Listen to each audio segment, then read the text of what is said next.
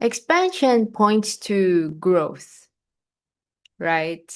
From infantilism to adulthood, from immaturity to maturity, from dependence to independence, from lack of autonomy to being autonomous, standing on 2 feet, having selfness. It's the extrication from authority, you can say, from a kind of subjugation or subjecting. Like when a child is born, he is released from the confines of the womb. Or when a child grows up, he moves out from the family's house, right? From his parents' house. There is the release, there's the liberation from a kind of, ruling, you can say, from a kind of conquering, a kind of being under some kind of authority or being under some kind of external control, right? And yeah, we can see that when there is the growth from infantilism to adulthood, there is now the standing on our own 2 feet and having our own autonomy. And we are, you can say, let go, we are sent along our merry ways, so to speak. Our family or our parents is no longer responsible for us, right? Now, in the same way, the awakening journey is the same, it's similar. There's that concept of growth from infantilism to emancipation, to release, and the change of treatment, right? From having infantilizing treatment to treating as adult, you know, respecting autonomy, respecting selfness. So the two sides of the coin here is infantilism and adulthood, right? The ego doer, the separated me ego doer, what it does is continue the infantilism. That is its, you can say, agenda. It is geared towards that, right? And so we can notice that the ego doer, its mechanisms are controlling, imposing, dominating, conquering, and oppressing, right? Basically, it's wanting to infantilize, keep something small, keep something restricted, not wanting something to, flourish, to be independent and stand on its own 2 feet. Now, the opposite of that is liberation, emancipation, empowering, respecting the autonomy and selfness of something, wanting something to flower and to flourish and to do its own thing. Now, practically speaking, we can notice this, when we are in doership, there is this wanting to control, right? Wanting to do it, wanting to be the one to quote unquote manually do it, right? There is the disrespecting of automaticness, you can say. There is the usurpation, conquering, colonizing, right? Now the opposite side of the coin of that, we can notice once we release the hold of this ego doership, suddenly there's a sense of expandedness. There's a sense of okayness, right? There's a sense of allowing things to run, to run themselves. It's like sending things along their merry way, treating things as adult and not infantilizing it, not oppressing it or subjugating it or ruling over it. It's setting things free, liberating it. It's allowing things to be an adult, right? Grow. It's treating things as adult, respecting their, you can say, adultness and not infantilizing, right? This is what's interesting. How we approach or how we treat something is also the experience that we get, right? If we treat something as an adult, then there's a sense of expandedness over here as well. If we treat something as infant, if we infantilize something and try to control it, oppress it, usurp it, then there's also constrictedness over here. That's also the experience that we get.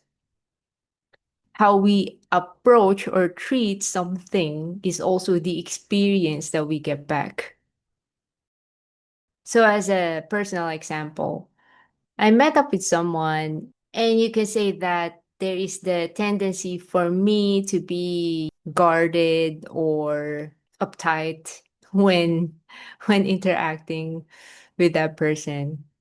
And so there was this kind of movement to, you can say, do some kind of internal maneuvering or navigation so that I can be myself, so that I can be more, quote unquote, in the correct state or in a correct place when dealing with that person.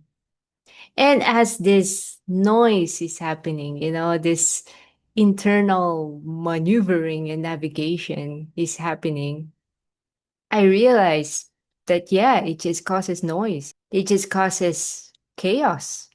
Wanting to, manipulate my myself, my internal self in order to be a certain way.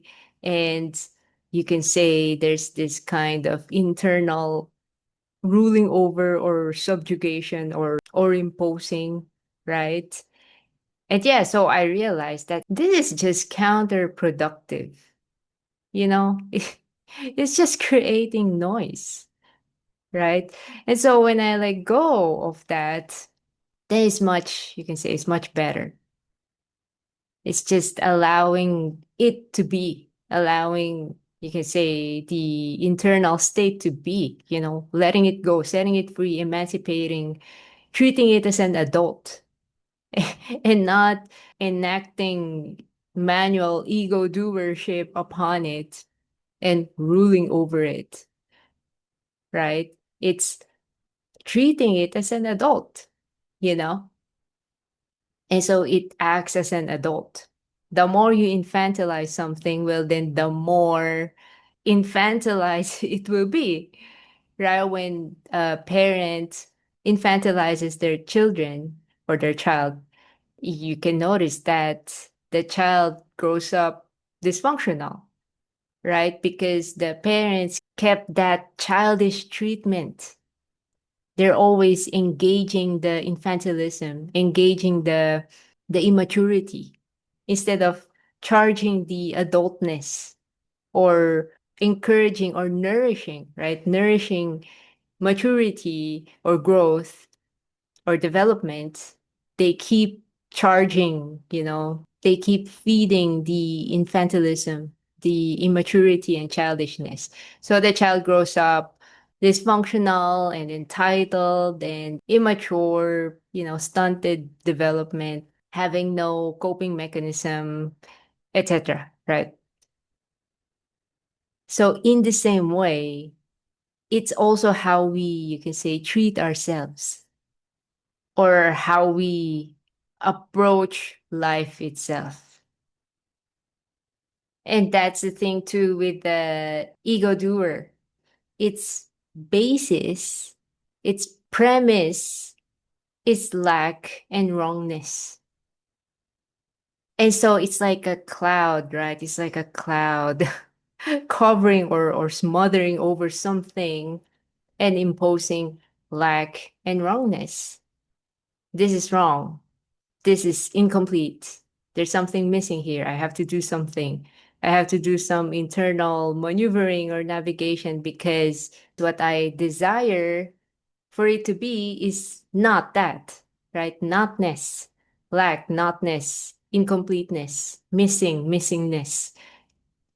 And so here I come as a dark cloud, smothering over it, suffocating it, saying that it's not this. It's not what I desire it to be. So let me be the manual doer for it. I'm going to manually do something about it. I'm going to do this internal gymnastics or whatever so that it can get to that from notness to isness, right? But that's just the mechanics of the ego doer. Notness is its whole foundation, it is its whole thing, is its premise. Like imagine a plant and a hand covers over it. And now the hand says, it's not here. It is not, right? The plant is not present. What I desire is not. It's in notness, but only because it's the one that covered over it. It's the one that imposed this illusion or drama, drama of notness, right? It's the one that caused noise and chaos, clouding over it, right? And so when that is lifted, then we can see the plant. Isness, the isness of the plant, the presence, yesness of the plant. The lack or notness that was imposed upon it was lifted. And so when this, you can say wrongness or missingness is lifted, there's the recognition of, you can say, a kind of perfection. Perfection in the sense that, there's nothing missing. There's nothing lacking. There is no wrongness about it. There's the respecting of, you can say, the sanctity of something, of its completeness, of its perfection as it is.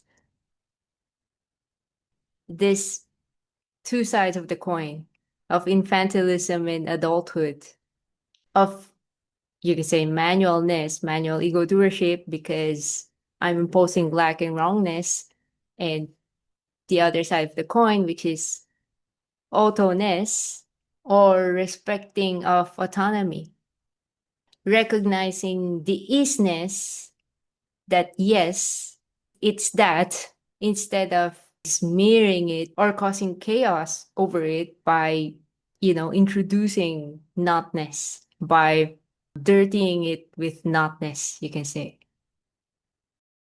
And so, yeah, you can notice that when you are in respecting or acknowledgement, recognition of the adultness instead of infantilism of something, aside from this expanded place, you are in touch with the isness instead of the notness.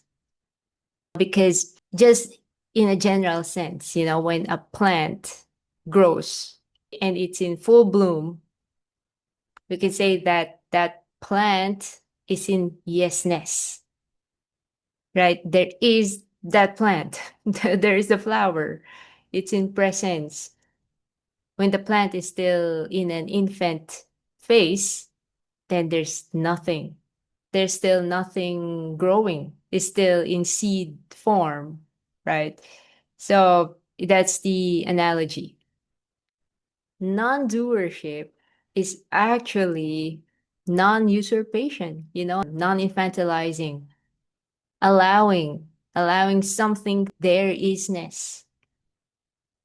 And so you can say we get to enjoy the isness of that. right? When the plant is in full bloom, then we get to enjoy the beauty of that flower plant, right? We get to enjoy the plant. So the idea of notness only causes chaos and noise. Like imagine an image, a clear image, and then notness comes in and it causes, static. It causes chaos in the in the clear image. And so when, let's say, there is the desire for a certain frequency, a certain broadcast, a certain state, you can say, what is more fruitful is to recognize its adultness, meaning it's already here, it's already self standing, it's already grown, it's already happening, instead of doing some kind of internal manipulation or gymnastics. It's recognizing its present, its isness. And so you get to enjoy that. Just as how an adult can provide service, right? An infant cannot. An infant can only crawl on the ground and be completely dependent. The two sides of the coin structure or framework is very helpful. So, infant, adult, we can choose which to charge, which to give attention to, which side of the coin to engage. This is also applicable to, you can say, negative arisings. If we treat it as an infant and we try to smother it, suppress it, oppress it, that's not the way to go about it. It'll just be suppressed and repressed and it'll come out again some other time, probably greater, stronger, right? Because that's how we treated it. No one wants to be treated like an infant or oppressed. So same with negative arisings. So when a negative arising arises, it's more helpful to treat them as adult, send them along their merry way. They know where to go. They know how to quote unquote go back home to source or to the pool, to the Isness pool, because everything is Isness. The more you hold on to negative beliefs or emotions or arisings or whatever, the more we're infantilizing, right? The more we're like imprisoning them, not allowing them their natural trajectory into the positive pool, so to speak. Or when we try to impose wrongness on them and then trying to fix them, get rid of them, etc. It doesn't work. They just cause chaos, they just remain and cause unconscious dysfunctionality or whatever, because that's how we treated them. And so when we again treat them as adults, allow them their isness, send them along their merry way without needing to do something about them or exert manual ego doership over them or smother them or try to control them.